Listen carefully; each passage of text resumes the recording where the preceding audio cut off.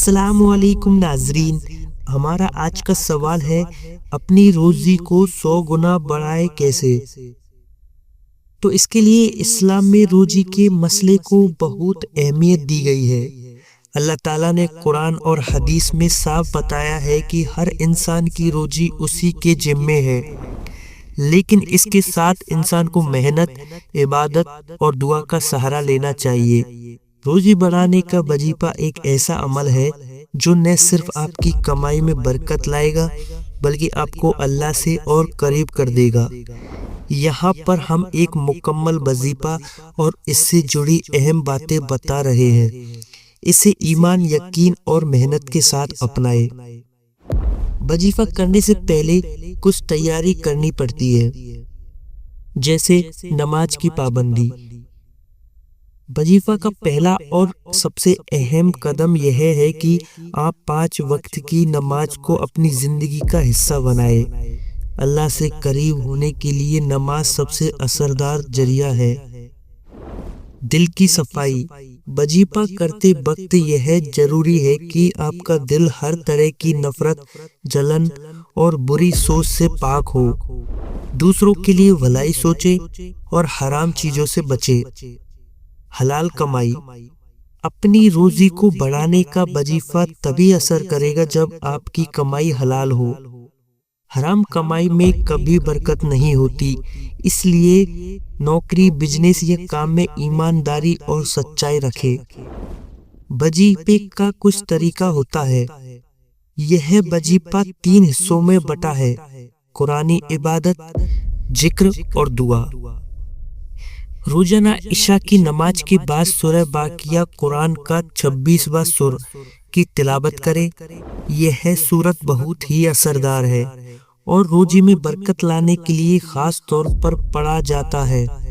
اسے پڑھنے کا طریقہ: بسم اللہ الرحمن الرحیم کے ساتھ شروع کرے۔ ہر آیت کو تسلی اور سمجھ کے ساتھ پڑھے۔ تلاوت ختم ہونے کے بعد اللہ سے اپنی روزی میں برکت کی دعا کرے۔ ذکر اللہ کا نام یاد کرنے اور اس کی برکتیں مانگنے کا بہترین طریقہ ہے۔ اس وظیفہ میں 3 خاص ذکر شامل ہیں۔ سبحان اللہ و بحمدہ سبحان اللہ عظیم 100 بار پڑھے۔ اس کا مطلب ہے اللہ ہر کمی اور خاصی سے پاک ہے اور اس کی تعریف کے لائق ہے۔ یا وسیع الفضل یا غنی یا مغنی 100 بار پڑھے۔ اس کا مطلب ہے اے فضل دینے والے، اے بے پرواہ، اے دینے والے۔ استغفر اللہ ربی من کل ذنب واتوب الیہ 70 بار پڑھے۔ اس کا مطلب ہے میں اللہ سے اپنے ہر گناہ کی معافی مانگتا ہوں اور اسی کی طرف لوٹتا ہوں۔ دعا۔ تلاوت اور ذکر کے بعد اللہ سے اپنی روزی میں برکت کی دعا کریں۔ دعا کرتے وقت اللہ کے ناموں جیسے یا رحمان یا رحیم سے شروعات کریں۔ اپنی روزی، پریشانیوں اور ضرورتوں کا ذکر کریں۔ اللہ کا شکر ادا کرے اور اس کے رحم کی امید رکھے۔ صدقہ اور بھلائی کے عمل کا مہتو۔ صدقہ کرنا روزی میں برکت لانے کا ایک بہت ہی کارگر ذریعہ ہے۔ حدیث میں بتایا گیا ہے کہ صدقہ سے نہ صرف آپ کی کمائی میں برکت آتی ہے بلکہ آپ کے گناہ بھی معاف ہوتے ہیں۔ آپ اپنی حیثیت کے مطابق ضرورت مندوں کی مدد کریں۔ یہ مدد پیسوں کے روپ میں ہو سکتی ہے یا کھانے پینے کی چیز کے ذریعے بھی۔ وظیفہ کرتے وقت دھیان دینے والی باتیں، جس میں ہے سچائی اور یقین۔ وظیفہ کرتے وقت اللہ پر پورا بھروسہ رکھے۔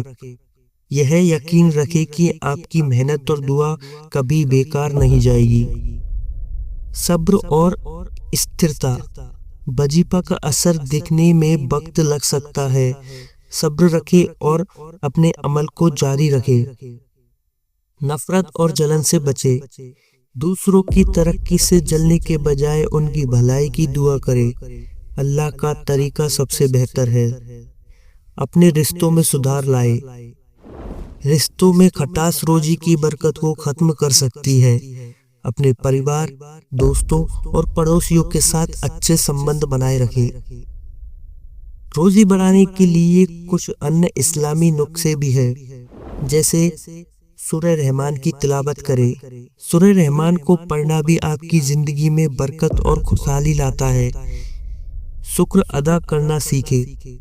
ہر چھوٹی بڑی چیز کے لیے اللہ کا ذکر اور شکر ادا کریں۔ شکر گزار انسان کی روزی میں اضافہ ہوتا ہے۔ الحمدللہ اور بسم اللہ کا استعمال۔ ہر کام کی شروعات بسم اللہ سے کریں اور ہر نعمت پر الحمدللہ کہیں۔ صاف صفائی کا دھیان رکھیں۔ جہاں آپ رہتے ہوں اور کام کرتے ہیں وہاں صاف صفائی بنائے رکھیں۔ گندگی سے برکت ختم ہوتی ہے۔ حرام چیزوں سے بچیں۔ ناجائز طریقے سے کمائی کرنے سے نہ صرف آپ کی روزی برباد ہوتی ہے بلکہ اس کا اثر آپ کے پریوار پر بھی پڑتا ہے۔ نتیجہ: یہ وظیفہ آپ کی محنت، ایمانداری اور اللہ پر یقین کے ساتھ آپ کی روزی میں اضافہ کرے گا۔ اسے روزانہ کی عبادت بنائیں اور صبر کے ساتھ عمل کریں۔ یہ دھیان رہے کہ اللہ کے کاموں میں دیری ہو سکتی ہے لیکن وہ ہمیشہ بہتر وقت پر آپ کی دعا قبول کرتا ہے۔ اللہ تعالیٰ سے یہ دعا ہے کہ آپ کی روزی میں برکت دے، آپ کے ہر مسئلے کو حل کرے اور آپ کو دونوں جہاں کی بھلائی کا عطا کرے۔ آمین۔ دوستو، ویڈیو پسند آئی ہو تو اسے لائک کر کے اپنے دوستوں میں شیئر کر دو۔ ملتے ہیں اگلی ویڈیو میں ایک نئے سوال کے ساتھ۔ خدا حافظ۔